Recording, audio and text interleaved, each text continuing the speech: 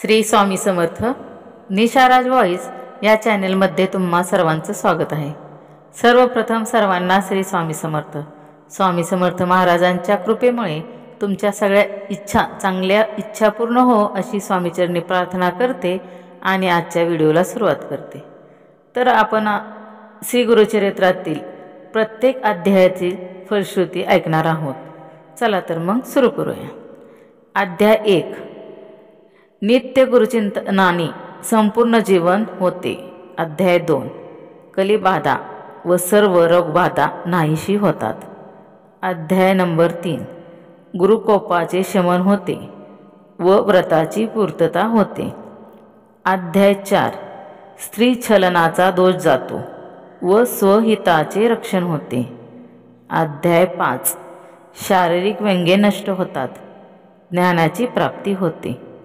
अध्याय 6 दैविक कोप दूर होतो व विद्या प्राप्ती होते।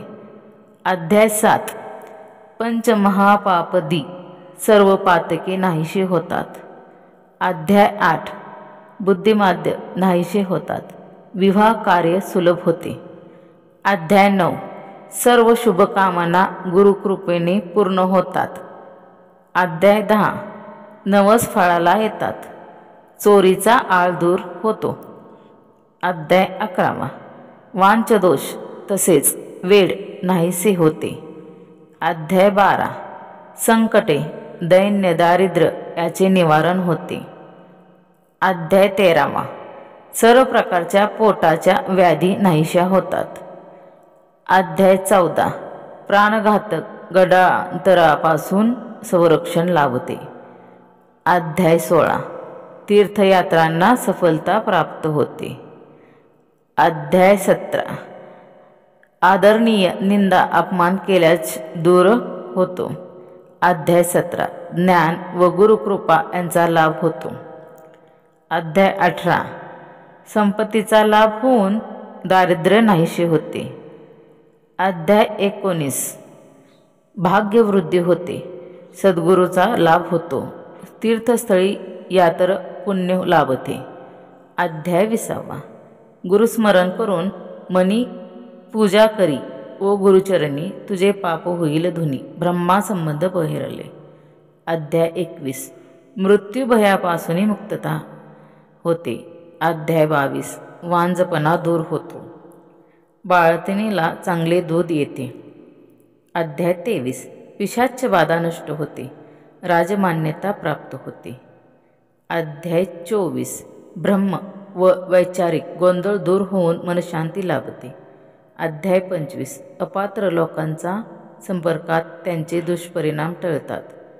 अध्याय 26 शत्रू निशभ्रम होऊन शरण होतात।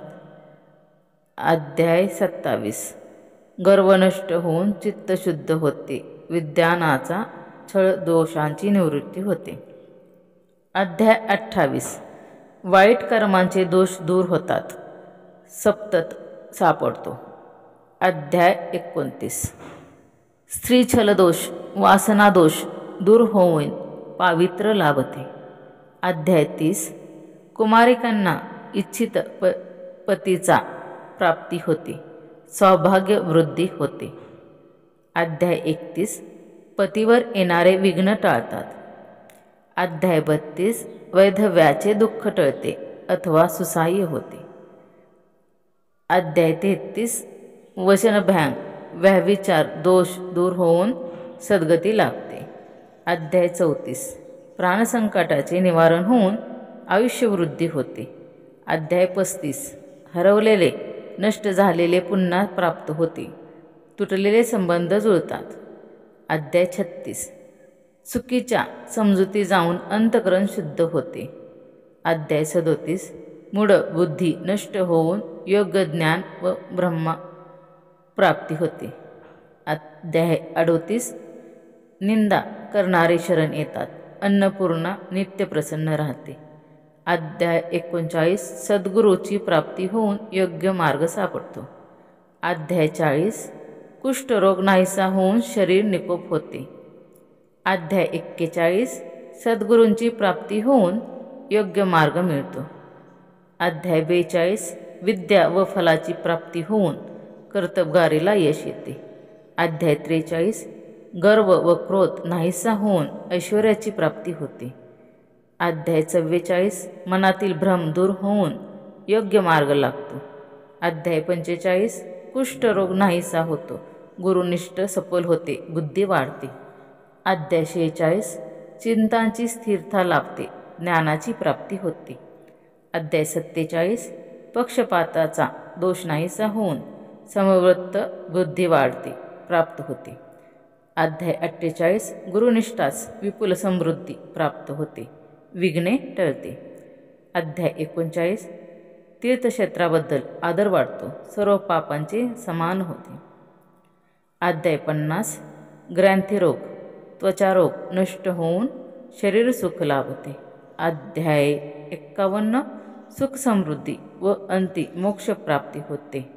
अध्याय 52 श्रद्धेला चांगली फळे येतात व संपूर्ण ग्रंथ वाचनाचे फळ मिळते. भक्ती मुक्ती परमार्थ जे जे वांछी मनी अर्थ त्वरित होय साध्यत. गुरुचरित्र ऐकता. श्री स्वामी समर्थ.